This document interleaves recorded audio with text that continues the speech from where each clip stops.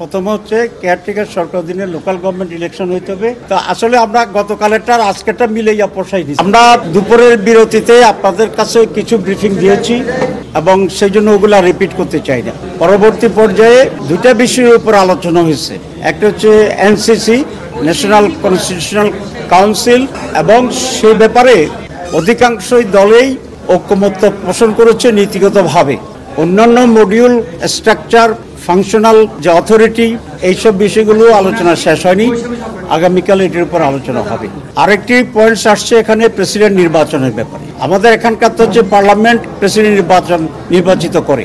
ঐকমত্য কমিশন যেটা রেফার করেছে সেটা হচ্ছে প্রেসিডেন্ট নির্বাচনটি গ্রাসরুট লেভেলে আপ টু মেম্বার পর্যন্ত ইলেকট্রাল বডি তৈরি হবে। এটা প্রায় 70,000 এবং তাদের মাধ্যমে উনি ডাইরেক্ট ইলেক্টেড হবে।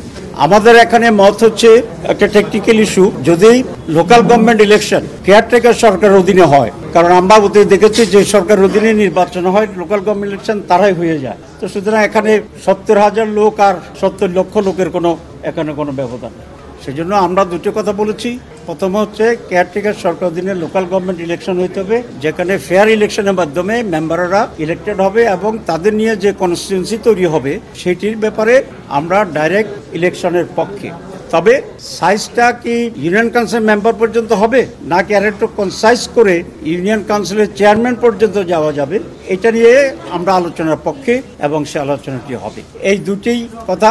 একজন সাংবাদিক আমাকে বলছিলেন যে আপনাদেরকে নাকি একটু বেশি সময় দেওয়া হয়েছে। তো আসলে আমরা গতকালেরটার আজকেরটা মিলেইয়া পোষাই দিচ্ছি, এই হচ্ছে বেশি কিছু না। আমি বলেছি যে আমি সবাই তো বলিনি, আমি বলছি বেশি সংখ্যক দল, তো কম সংখ্যকের ভিতরে বিএনপিও আছে। 2, আলী রিয়াজ সাহেব বলেছেন মোর দেন 3/4, 4 ভাগে 3 ভাগে নীতিগতভাবে এটার সাথে একমত হয়েছে। তবে আমরা চেষ্টা করছি আরো কনসেনসাস কিভাবে আনা যায় আলাপ আলোচনার জন্য। এই জন্য একটু লম্বা করে আমরা কথা বলছি। আমরা আরো অনেকগুলো পয়েন্টস তো আছে, আলোচনা হবে।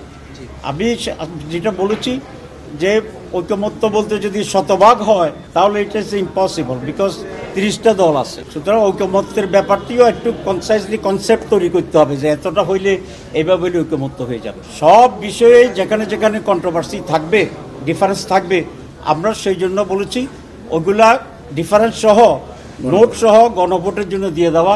লেট আমাদের জনগণই এটার উপরে চূড়ান্ত সিদ্ধান্ত নেবে। আমরা এই পয়েন্টে আছি। আমরা তো আশা করি এখানে যে কমিটমেন্ট আমরা সবাই মিলে দিচ্ছি এবং জুলাই চার্টার হবে, আমরা সেখানে সিগনেচার করব। যারাই ক্ষমতা যাবেন, আমরা যাই বা অন্য কেউ যায়, আমরা এই কমিটমেন্ট রক্ষা করব ইনশাআল্লাহ। এটা আমাদের বক্তব্য এবং সবাইকে কমিটমেন্ট রক্ষা করা উচিত।